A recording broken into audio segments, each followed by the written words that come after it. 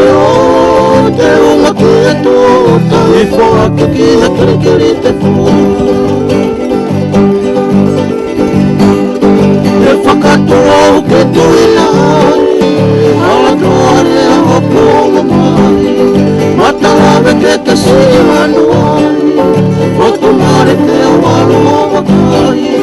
Ke wana kumi katua I kai Isa e hene ana mai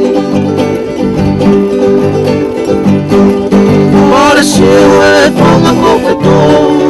Wakapoa e te whakano Ke wana kumi se e kupo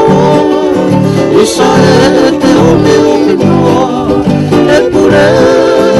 ata tawa o kua wana ataku ko te siri au noa